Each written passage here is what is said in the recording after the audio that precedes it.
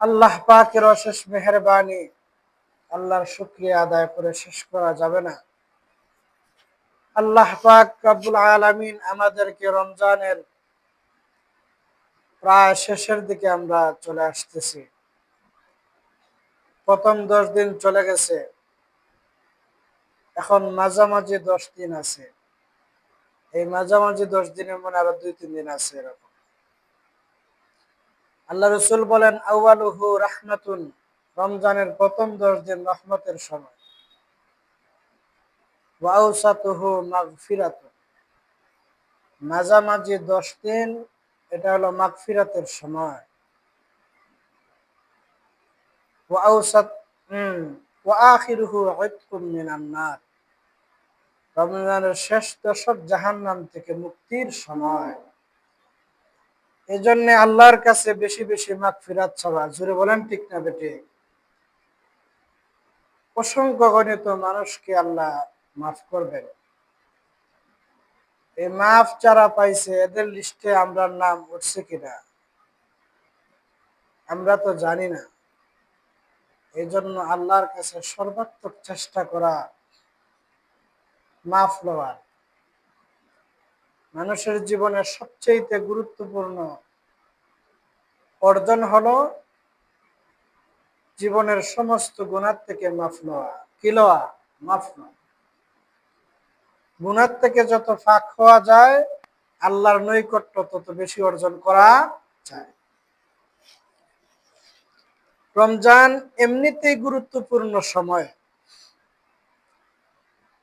12 মাসের মধ্যে সবচেয়ে গুরুত্বপূর্ণ সময় হলো রমজান। আর রমজানের পুরা 30 দিনের মধ্যে বা 29 দিন যত দিনই হোক, এই পুরা রমজানের মধ্যে লাস্টের 10 দিন সবচেয়ে বেশি গুরুত্ব। জোরে বলেন সুবহানাল্লাহ। আল্লাহ রাসূল সাল্লাল্লাহু আলাইহি ওয়াসাল্লাম, আল্লামা তকি উসমানী মাদ্দাজিল্লুহুল আলিয়া ওনার এক কিতাবে উল্লেখ করছেন, এক হাদিস আনছেন যে আল্লাহ রসুল রমজানের শেষ দশকে সাদ্দা ইজারাহু, হাদিসে উল্লেখ করছেন যে রাসূলের ইজার শক্ত করে বাঁধতেন। শক্ত করে বাঁধতেন। ইজার বুঝেননি? লঙ্গি বা প্যান্ট নিচের দিকে যেগুলো পরা হয় সেটারে বলে কি বলে? ইজার। হাদিস উল্লেখ করছেন যে সাদ্দা ইজারাহু, ইজারকে মজবুত করে বাঁধতেন রমজানের শেষ দশকে। এর দ্বারা কি বুঝাইলেন? এটা রূপক অর্থ নিছেন। এর দ্বারা কি বুঝাইছেন? আপনাদেরকে একটা উদাহরণ দিয়ে বুঝবেন। এখন তো এগুলা কমে গেছেন। আগে বার বইতা বইতা কিনা, দানের বার, বৈশাখ মাস, আগুন মাস বার বইতা। এরপরে পাহাড় থেকে গিয়া ঘাস আনতা। তো যারা বার বইতা দেখবেন যে ওই তারা কোমরের মধ্যে একটা গামছা শক্ত হইরা বানতা। শক্ত হইরা গামছা মানলে কি হইতো? শক্তি পাওয়া যেত। মানে পূর্ণ প্রস্তুতি, মজবুতির সাথে। আল্লাহ রসুল রমজানের শেষ দশকে ইজারে মজবুত করে বাঁধতেন। এর দ্বারা বুঝাইতেন যে ইবাদত বন্দেগী করার জন্য পূর্ণ প্রস্তুতি, শারীরিক মানসিক প্রস্তুতি নিয়ে ইবাদত বন্দেগী করতেন। জোরে বলেন সুবহান। অন্য হাদিসে পাওয়া যায়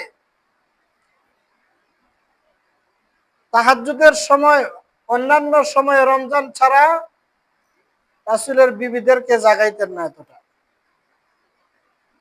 কিন্তু রমজানের শেষ দশকে আল্লাহ রসুল বিবিদেরকে জাগায় দিতেন। জোরে বলেন সুবহান। শেষ সময়, শেষ বালা যার সব বালা তার। ইন্নামাল আমালু বিল খাওয়াতিম। এই রমজানের শেষ দশকে আমরা এসে উপনীত হয়েছি। এই শেষ দশক কত গুরুত্বপূর্ণ দেখেন। রমজানের মধ্যে সবচেয়ে গুরুত্বপূর্ণ যেই বিষয় সেটা হলো শবে কদর। সেটা কি? শবে কদর। এই শবে কদর রমজানের শেষ দশকে খুবই সম্ভাবনা যায়। শেষ দশকে ইতিকাফ, শেষ দশকে ফিতরা, অনেকটা বিষয়। এই জন্য আমরা সময় তো কম, অল্প অল্প করে এই বিষয়গুলো যতটুকু আলোচনা করা যায়। আমি আপনাদের সামনে সূরাতুল কদর তেলাওয়াত করেছি। আল্লাহ পাক রব্বুল আলামিন এই সূরাতুল কদর বা ইন্না আনজালনা সূরা আমরা এমনি চিনি, এই সূরাকে আল্লাহ পাক রব্বুল আলামিন একটা ঘটনার পরিপ্রেক্ষিতে নাজিল করছেন, যেটাকে এই সূরার শানে নজুল বলা হয়। ছোট্ট করে বলতেছি, আল্লাহ রাসূল সাল্লাল্লাহু আলাইহি ওয়াসাল্লাম একদিন সাহাবায়ে কেরামকে সামনে নিয়ে অতীত যুগের মুজাহিদ, অতীত যুগের আবেদের আলোচনা করতেছেন। এমনও মুজাহিদ গেছেন যারা 1000 বছর আল্লাহর রাস্তায়, 1000 বছর হায়াত পাইছেন, আল্লাহর রাস্তায় জিহাদ করছেন। রাত্রের বেলা আল্লাহর ইবাদত, দিনের বেলা জিহাদ, রাতের বেলা তাহাজ্জুদ, দিনের বেলা জিহাদ। এমনও সময় গেছে রোজা রেখে জিহাদ করছেন মধ্যে মুজাহিদগণ, 1000 বছর হায়াত পাইছেন। তো সাহাবায়ে কেরাম মনক্ষুণ্ণ হয়ে গেলেন, মনচ্যুত হয়ে গেল যে আমরা হায়াত পাই বাইনা সিত্তিনা ওয়া সাবউন, 60 থেকে 70 বছর। উম্মতে মুহাম্মাদের হায়াত কত? 60 থেকে 70, এটা হলো কমন। এর বেশি পাওয়া এটা হলো ভাগ্য। অধিকাংশ 60-70 ভিতরে দুনিয়া ছেড়ে চলে যান। আল্লাহ রাসূল 63 বছর বয়সে এই দুনিয়া ছেড়ে চলে গেছেন। তো সাহাবায়ে কেরাম ভাবতেছেন আমরা বয়স পাই 60-70 বছর, নাও 80 বছর, 100 কোটা খুব কম। তো এই সময়ে ইবাদত আর কতটুকু করব? আগের যুগের নবী উম্মতেরা 1000 বছর হায়াত পাইছেন, ইবাদত করছেন। 1000 বছরের ইবাদত আর 60-70 বছরের ইবাদত সমান নেই, সমান না। তার ইবাদত বেশি হয়ে যাবে। মনক্ষুণ্ণ হয়ে গেছেন যে হাসরের মাঠে উম্মতে মুহাম্মদী হলো শ্রেষ্ঠ উম্মত। আমলের বেলায় কি তারা কমতি থাকবে নাকি? কম হয়ে যাবে, একটা মনের মধ্যে ক্ষুণ্ণতা। এই পরিপ্রেক্ষিতে আল্লাহ পাক রব্বুল আলামিন উম্মতে মুহাম্মদীর জন্য বিশেষভাবে লাইলাতুল কদর দান করছেন। জোরে বলেন সুবহানাল্লাহ। এই পরিপ্রেক্ষিতে আল্লাহ এই সূরা নাযিল করেন, ইন্না আনসালনাহু ফি লাইলাতিল কদর ওয়া মা আদরাকা মা লাইলাতুল কদর লাইলাতুল কদরি খায়রুম মিন আলফি শাহর। আল্লাহ পাক রব্বুল আলামিন সূরাতুল কদর নাযিল করে বললেন, ইন্না আনসালনাহু ফি লাইলাতিল কদর, ওগো নবীজি নিশ্চয়ই আমি আল্লাহ এই মহামান্বিত কুরআন, আমার কালাম, এই কুরআনকে আমি আল্লাহ লাইলাতুল কদরে নাযিল করেছি। জোরে বলেন সুবহানাল্লাহ। লাইলাতুল কদরে কুরআন নাযিল করছেন। কুরআন আল্লাহর কালাম। আল্লাহ যেমন মহান, আল্লাহর কালামেরও দাম সেই রকম। আল্লাহর কালামও মহান। ব্যক্তি যত দামি হয় তার কথার দাম তত বেশি। মানুষের কথার যদি ডিফারেন্স থাকে, একজন সাধারণ মানুষের কথা একজন মেম্বার সাহেবের কথা সমান না, একজন মেম্বার সাহেবের কথা একজন চেয়ারম্যান সাহেবের কথা সমান না, একজন চেয়ারম্যান সাহেবের কথা একজন এমপি সাহেবের কথার সমান না, একজন এমপি সাহেবের কথা একজন মন্ত্রীর সমান না, একজন মন্ত্রীর কথা প্রধানমন্ত্রীর কথার সমান না। জুড়ে বলেন ঠিক না বেঠিক? মানুষের স্তর যেমন ভিন্ন, তার কথার দামের স্তরও ভিন্ন। ঠিক তেমনি ভাবে আল্লাহ যেমন মহান, আল্লাহর কালামও মহান। জুড়ে বলেন ঠিক না বেঠিক? আল্লাহ পাক রব্বুল আলামিন এটাই বুঝাইতে চান, ও দুনিয়ার মানুষ, আমি আল্লাহর কালাম যেই রাত্রিতে নাজিল করেছি, সেই রাত্রিটা সাধারণ কোন রাত্রি না। এই রাত্রিটা হলো মহান রাত্রি। এই মহান রাত্রিতে আমি আল্লাহ কোরআন নাজিল করেছি। জুরে বলেন সুবহানাল্লাহ।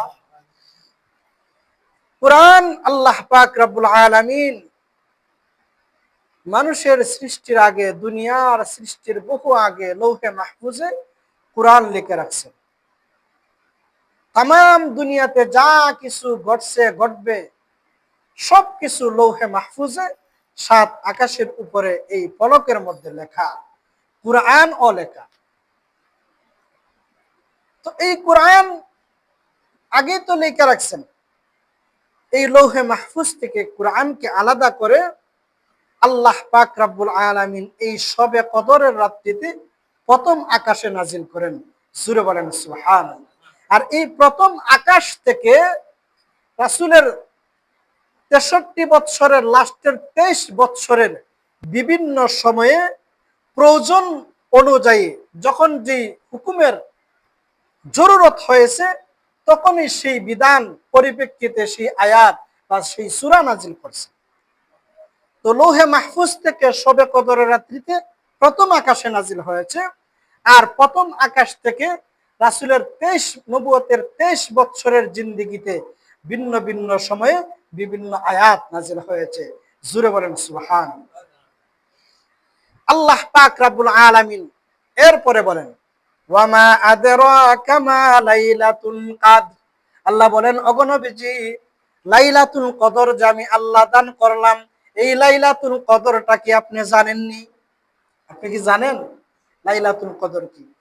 আল্লাহ রাসূলকে আল্লাহ নিজেই প্রশ্ন করেন, ওয়ামা আদরাকা মা লাইলাতুল কদর, লাইলাতুল কদর এই যে বিষয়টা, এটা কি আপনি জানেন, বুঝেন এটা কি? এটা বলার পরে আল্লাহ নিজেই উত্তর দেন, লাইলাতুল কদরে খায়রুম মিন আলফি শাহর। লাইলাতুল কদর হলো এমন একটা রাত্রি যেটা 1000 মাসের চেয়ে উত্তম। জুরে বলেন সুবহানাল্লাহ। একজন মানুষ 1000 মাস ইবাদত বন্দেগী করলে যে সওয়াব, এই এক রাত্রিতে ইবাদত বন্দেগী করলে তার চাইতে অনেক গুণ বেশি সওয়াব। জুরে বলেন সুবহানাল্লাহ। এটা কি আপনি আমার মুখের কথা না আল্লাহর কালাম? আল্লাহর কালামের মধ্যে কোনো সন্দেহ আছে? ভুল আছে? ভুল তো নাই, ভুলের সন্দেহ নাই, মিথ্যা তো নাই, মিথ্যার কোন অবকাশই নাই। কোন মানুষ যদি সন্দেহ পোষণ করে তার ঈমান থাকবে না যাবে? ঈমান চলে যাবে। তো লাইলাতুল কদর এটা 1000 মাসের চেয়ে উত্তম এক রাত্রির ইবাদত। এই 1000 মাস, 1000 মাসে কতদিন হয়? 1000 মাসে প্রায় 83 বছর। কত বছর? প্রায় 83 বছর। কোন মানুষ যদি তার জীবনে 12টা শবে কদর পাইলে, তাহলে 1000 বছরের চাইতে কি হয়ে যায়? 1000 বছরের সমান হয়ে যায় 12টা যদি লাইলাতুল কদর পাওয়া যায়। তো এই লাইলাতুল কদর 1000 মাসের চাইতেও এক রাত্রির ইবাদতটা আল্লাহর কাছে গ্রহণযোগ্য বেশি। এখানে আরেকটা কথা আছে, আল্লাহ এক্স্যাক্টলি 1000 মাস বলেন নাই, বলছেন খায়রুম মিন আলফি শাহর, 1000 মাসের চেয়েও উত্তম। এই 1000 মাসের থেকেও উত্তম, কতটুকু উত্তম এটার কোনো হিসাব নাই। আল্লাহ যেমন মহান, আল্লাহর দানটাও কি মহান। আপনি আমরা দান করলে রাস্তাঘাটে যদি কেউ সাহায্য চাই, না 10 টাকা 20 টাকা 100 টাকা, এর উপরে তো আমরা দিতাম না, না বড়জোর 500 টাকা। কিন্তু একজন প্রধানমন্ত্রীর কাছে যদি সাহায্য চায়, তিনি কি 1000 টাকা দিবেন? না, অনেক, মিনিমাম 20-50 হাজার টাকা। কারণ তার 1000 টাকা তার জন্য খাটবে না, তার স্তরে, তার মর্যাদায়, তার ওয়েটে এই 1500 টাকা দেওয়া কাটবে না। আল্লাহ হলেন মহান, আল্লাহ যে কত বেশি দিবেন এটা কল্পনা করা যাবে না, কল্পনার বাহিরে। এই আয়াতের ব্যাখ্যায় মুফাসসিরিন কেরাম উল্লেখ করেছেন, ওই সময়ে যেই সময় এই সূরা নাজিল হয় ওই সময় আরবীরা হাজারের উপরে গণনা জানতো না, হাজারের উপরে গণনা জানতো না। গণনার হিস্ট্রি আছে, এগুলো অন্য সময় বলবো। তো এই গণনা হাজারের উপরে ওই সময় আরবীরা জানতো না।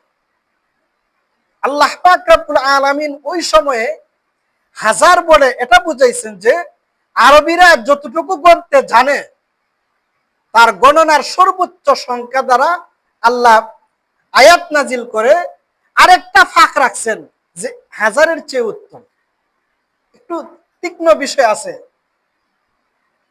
আল্লাহ তাদের গণনার সর্বোচ্চ সংখ্যা দিয়া আবার বলছেন যে এর চেয়ে উত্তম, কারণ আল্লাহ জানেন ভবিষ্যতে বিজ্ঞান উঠতে যাবে, মানুষের মেধার বিকাশ ঘটবে, হাজারের চাইতে মানুষের গণনা জানবে।